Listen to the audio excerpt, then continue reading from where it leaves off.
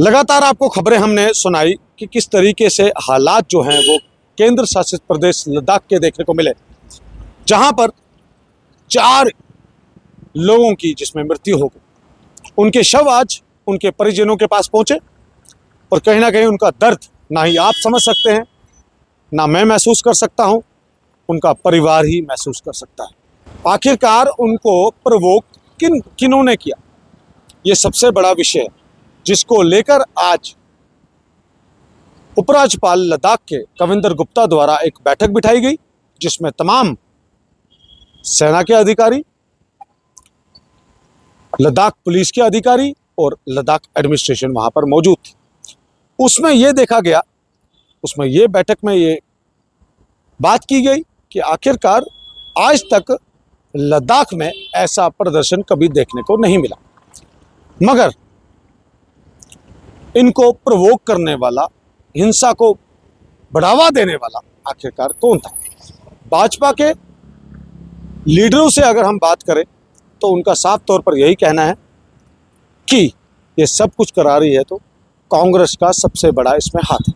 हम इसकी पुष्टि तो नहीं करते कि कांग्रेस का हाथ है या किसी और का हाथ है, मगर उसके बाद बात करें जो पिछले 35 दिनों से हंगर स्ट्राइक पर यानी कि अनशन पर बैठे थे सोनम वांगचुक, उनका साफ तौर पर यह कहना था कि मैंने अनशन अपना खत्म कर दिया है, और उसके बाद ये वारदात देखने को मिली, यानी कि हिंसा वहां पर देखने को मिली, जिसको लेकर प्रशासन ने यानी कि डिस्ट्रिक्ट मजिस्ट्रेट ने धारा 163 वहां पर लगाई, और उसके बाद कारगिल में और लेह में कर्फ्यू जारी। लगातार पुलिस द्वारा वहां पर अनाउंसमेंट की जा रही है कि घरों से बाहर ना निकले, और उपराज्यपाल कविंदर गुप्ता ने भी बयान दिए, अपना स्टेटमेंट जारी किया और कहा कि शांति बनाए रखें। मगर अब बात करेंगे हम सोनम वांगचुक की, जो एक एक्टिविस्ट है और अपनी एनजीओ रन करते हैं।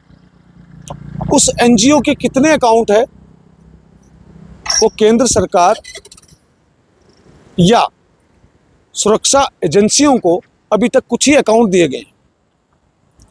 ये सोर्सेस के हवाले से खबर आपको बता रहा हूं, मगर उसमें कुछ ऐसे अकाउंट हैं जो अभी तक सोनम वांगचुक ने उनको नहीं बताए। अब फंडिंग कहां से आ रही है इस एनजीओ को रन करने के लिए, और वो पैसा कहां यूज हो रहा है, ये सबसे बड़ा विषय है। ये सोचने की बात है। जनता अपनी राय साथ ही साथ कमेंट बॉक्स में जरूर रखेगा, इस वीडियो को साथ ही साथ शेयर भी करेगा, क्योंकि आपने कल के हालात देखे, 70 से ज्यादा लोग जो हैं वो इंजर्ड हुए हैं, जिसमें हमारे पुलिसकर्मी भी हैं, आम नागरिक भी हैं और हमारे सेना के जवान भी।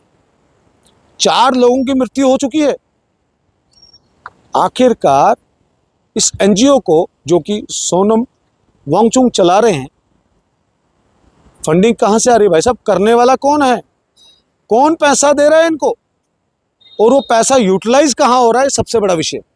अब इस पे जांच बिठा दी गई है, क्योंकि एक स्टेटमेंट जो सोनम वांगचुक की तरफ से आया है कि हम अब अनशन को खत्म कर रहे हैं। आखिरकार आपका अनशन अगर खत्म होता है, आप अपना प्रोटेस्ट खत्म कर रहे हैं, तो उसके बाद ही लद्दाख में हिंसा क्यों देखने को मिली? और उसको लीड करने वालों को, यानी कि उस हिंसा को जो लीड कर रहे थे, उनको भी गिरफ्तार कर लिया गया है। यानी कि टोटल 48 लोग जो हैं वो गिरफ्तार हो चुके हैं। और अब जो सामने नहीं आए, उपराज्यपाल कविंदर गुप्ता जो आज बैठक हुई, उनके द्वारा, ये सोर्सेस के हवाले से खबर है, कहीं बयान नहीं है, मैं आपको बता रहा हूं कि उनकी तरफ से ये कहा गया है कि जो पीछे बैठे हुए लोग हैं, जो आदेश देते हैं घर पर बैठ के या अपने दफ्तरों में बैठ के, उनके ऊपर भी गाज गिरनी चाहिए, यानी कि उनके ऊपर भी कार्रवाई होनी चाहिए, उनको भी गिरफ्तार किया जाना चाहिए, उनके ऊपर भी कार्रवाई होनी चाहिए। अब देखना ये है कि फंडिंग कहाँ से आ रही है, पैसा कहाँ से आ रहा है और यूटिलाइज कहाँ हो रहा है, चक्कर क्या है। माना स्टेटहुड की मांग लद्दाख कर रहा है, जम्मू कश्मीर की आवाम भी स्टेटहुड की मांग कर रही है। 6th शेड्यूल में की मांग लद्दाख की जनता कर रही है। जब उन्होंने केंद्र शासित प्रदेश की मांग की थी, यानी कि यूटी की मांग की थी, यूनियन टेरिटरी की, तो प्रधानमंत्री नरेंद्र मोदी ने उनको यूटी दिया। तो आज ऐसा क्या हो गया जिस वजह से उनको सड़कों पर उतरना पड़ा। चाहे महिलाओं की बात करूं, युवतियों की बात करूं, युवाओं की बात करूं या बुजुर्गों की बात करूं, तमाम लोग सड़कों पर थे। लेह काउंसिल के ऊपर पत्थरबाजी की गई, भाजपा मुख्य कार्यालय के ऊपर लद्दाख के उधर उसको जलाया गया, सीआरपीएफ या पुलिस की पर्सनल्स की गाड़ियों को जलाया गया। आखिरकार कौन सी मांग कर रहे हैं आप? ये किस तरीके की बात है? अब जांच चल रही है, सीबीआई इंक्वायरी करेगी, जो कि मिनिस्ट्री ऑफ होम अफेयर से बताया गया है कि उनके ही बयानों को लेकर ये वारदात देखने को मिली, ये हिंसा देखने को मिली। मगर उन 4 की जान गई, आज उनके परिवारों का क्या हाल होगा? कौन इसका जिम्मेदार है?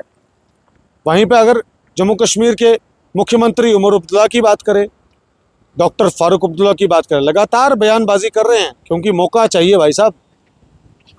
स्टेटहुड की बात है तो हम भी अपना रोटी सेक लें, मगर ऐसा नहीं होता सर देखिए, आम लोग सड़कों पर होते हैं, पत्थरबाजी करते हैं या उनके ऊपर लाठी चार्ज होता है, मजबूरन लाठी चार्ज करना पड़ा। लद्दाख की पुलिस को टीयर गैस चलाने पड़े मजबूरन होके। तस्वीरें आप साथ साथ देख रहे होंगे कि क्या हालात बने थे।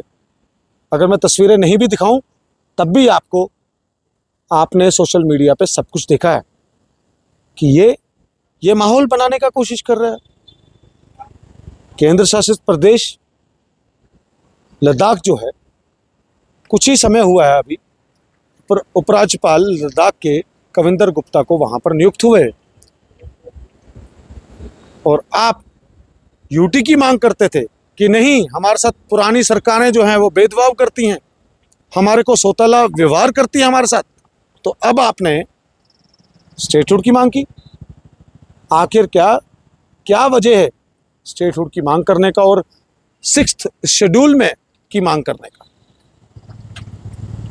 जनता जनार्दन है, अपनी राय जरूर कमेंट बॉक्स में रखिएगा। इस वीडियो को ज़्यादा से ज़्यादा शेयर करिएगा और तमाम खबरों के लिए जुड़े रहेगा हमारे साथ। नमस्कार।